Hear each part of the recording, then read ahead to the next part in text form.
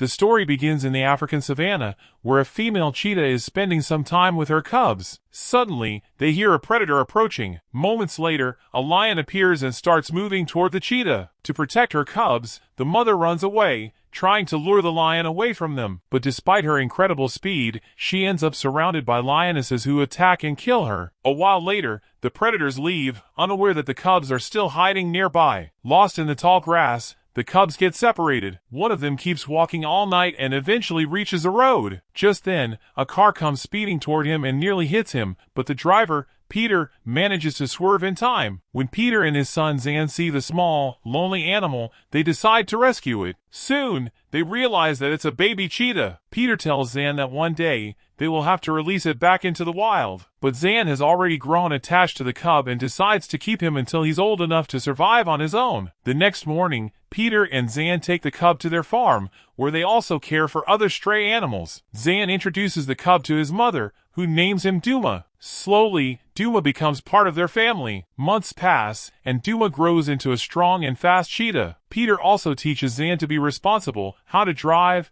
cook, and fix things. One day, while working on the farm, Peter starts feeling sick and collapses on the tractor. He's rushed to the hospital, and after some time, he returns home. It seems like he has recovered. The next morning, he calls Zan and says, "Let's race with Duma to see how fast he really is." Peter rides his motorcycle, with Zan in the sidecar, and they speed down the road. Zan records everything with a camera and sees that Duma easily outruns them, sprinting at nearly 50 miles per hour. Back home, Kristen teaches her son his lessons but suddenly starts crying. Zan asks what's wrong, but she hides her pain and tells him to keep studying. The next morning, while Zan and Duma are playing in their treehouse, Peter arrives and tells Zan that it's time to let Duma go. He's grown up now. Peter says, "We can't keep him here anymore. He belongs in the wild." Zan doesn't want to lose his best friend, but Peter insists. He shows Zan a map and points to a mountain not too far away, a perfect home for Duma. Peter promises that next week they'll go there for a picnic and spend one last day with Duma. Zan has no choice but to wait. But one night, Zan and Duma hear an ambulance siren. Zan runs to find his mother,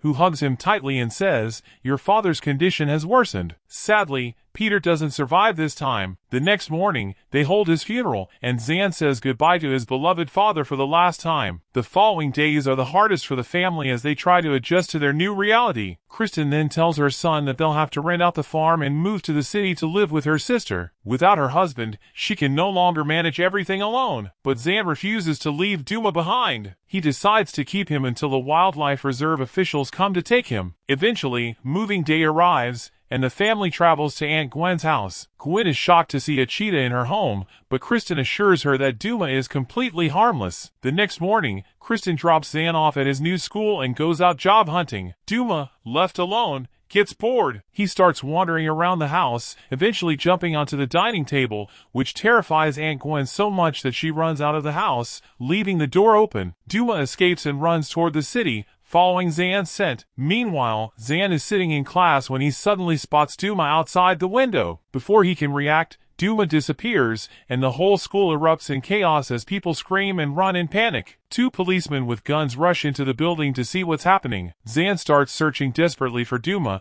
hoping to find him before the police do. While looking around, he encounters a group of bullies in the bathroom who surround him. Zan stands his ground, but they push him and start beating him up. Suddenly, Duma bursts out from one of the stalls, growling loudly. The bullies run away in terror. Zan quickly tries to get Duma out of there, but the police spot them and start chasing them. Zan and Duma run as fast as they can, managing to escape and hide in a park until things calm down. Zan realizes that Duma is not safe in the city. Then he remembers his father's plan to take Duma to his new home near the mountain. Determined to save his friend, Zan returns to their old farm. He took Peter's motorcycle and the map, then set out on the same path, determined to finish what had been started. After a few hours, the bike ran out of fuel, forcing him to stop on a deserted road. Zan had only one bottle of water left. He pushed the motorcycle for a while until he came across a crashed airplane. Zan decided to set up camp there. As night fell, he slept inside the plane while Duma stood guard outside. Just as darkness began to settle in,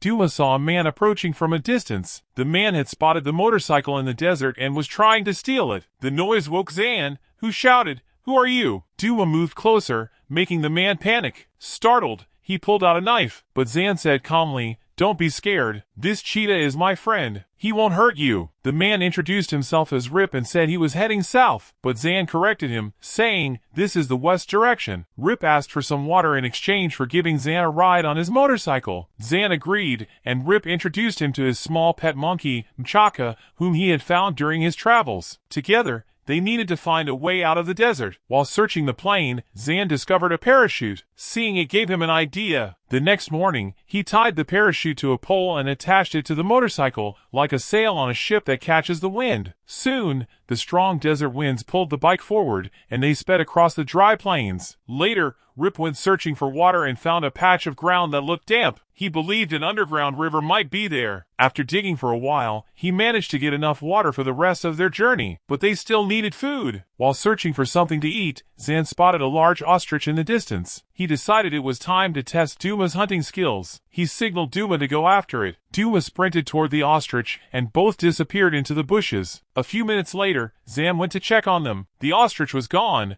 but Duma had found its eggs instead. They could be eaten, but Rip laughed and said, "If your cheetah keeps acting like this, he won't survive in the wild. He needs to become a real hunter." Zan showed him the map and pointed to a mountain where his father had said Duma would be safe, far away from other predators. Rip looked at the map and warned, "If you want to get there, you'll have to cross the Okavango. It's a dangerous place. Very few make it out alive." He suggested that Zan return to the city instead and sell the cheetah for a good price. But Zan refused. "I'll never sell my friend." Impressed by Zan's determination, Rip agreed to accompany him for a bit further. They set off together. Along the way, Zan looked at his father's old compass. It pointed west, but Rip wanted to take another route. Zan grew suspicious but followed him anyway. They reached an old, abandoned village scattered with human bones. Rip guessed that the villagers might have been attacked by something long ago. While exploring, Rip found a sharp metal piece and fashioned it into a spear for protection. As they wandered through the ruins, a helicopter appeared overhead and began circling them. Rip quickly told Zan to hide inside a hut with Duma, claiming that bad people were inside the helicopter. But in reality, it was Zan's mother, Kristen, inside the helicopter, searching for her missing son with the police. After a few minutes, the helicopter left, and Zan never realized that his mother had been so close. Slowly, Zan's suspicion of Rip grew stronger. That night, Rip built a fire to keep lions and other wild animals away. He then asked Zan, "Do you know why cheetahs have those black tear marks on their faces?" Zan replied, "My dad told me they help block the sunlight from getting into their eyes." Rip smiled sadly and said, "There's another story. Long ago, a mother cheetah lost her cub. She searched for him everywhere but never found him. She cried so much that her tears left marks on her face, and those marks have stayed on every cheetah ever since, as a reminder of a mother's grief." After hearing the story, they both fell asleep. The next morning, Rip went out looking for food and stumbled upon an old diamond mine. Hoping to find something valuable, he went inside. Zan, however, no longer trusted Rip. He took Duma and tried to leave, but then he heard Rip scream from inside the mine. Zan ran back and saw Rip trapped under a pile of dirt. He quickly cleared some of it so Rip could breathe. "Thanks," Rip gasped. "Now please, remove the rest." But Zan refused until Rip told him the truth. "Where are you really taking me?" he demanded. Rip replied nervously, "I don't know what you mean. Just help me out first." But Zan confronted him, saying, "I know we're heading south, not west. You want to take Duma to the city and sell him, don't you?" Rip tried to defend himself, claiming he was only taking a safer route along the mountains, but Zan didn't believe him. He left Rip there, taking his backpack and the monkey Mchaka with him. Determined to finish the journey alone, Zan continued with Duma. After several hours, they reached a long river flowing at the base of the mountains. According to the map, they needed to cross it to reach their destination. Using the skills his father had taught him, Zan built a small raft and pushed it into the river. At first, the water seemed calm, but soon Duma began acting strangely. When Zan looked ahead, he saw large rocks in their path. He tried steering the raft,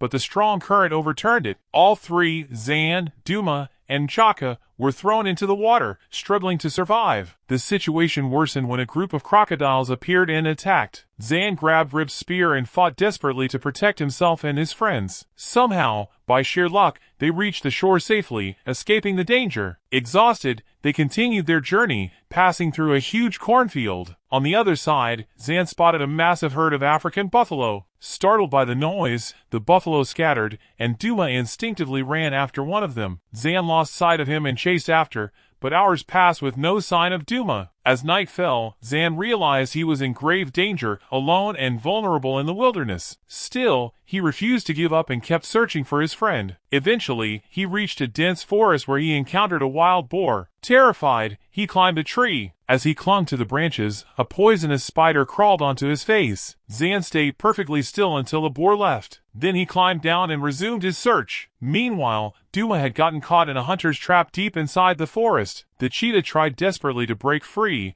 but it was no use. He was trapped inside a cage set by poachers who hunted wild animals. They work as sellers. Zan needed to save his friend quickly. While searching in the jungle, suddenly the same monkey jumped onto his face. The monkey was very happy to see Zan, but that wild boar came back and started chasing them again. Zan began to run, but after a while, he fell and fainted. It seemed like everything was over, but a while later, Zan regained consciousness near a fire. Duma was sitting beside him, and Rip was gently stroking his head. Actually, Rip had arrived just in time. He had freed the cheetah from the trap and saved Zan from the wild boar's attack. Hearing this, Zan apologized to him for leaving him alone, but Rip said, "You weren't wrong. My real plan was to take you back and claim the reward money, so I could return to my family." Rip then told him that years ago, he had left his village. He had gone to the city to try his luck, leaving behind his wife and children. But one thing after another went wrong, and he ended up in jail. After being released, Rip kept trying to earn money so he could return to his family. Hearing this, Zan started to trust him a little. Rip promised to help Duma reach his new home. Before that,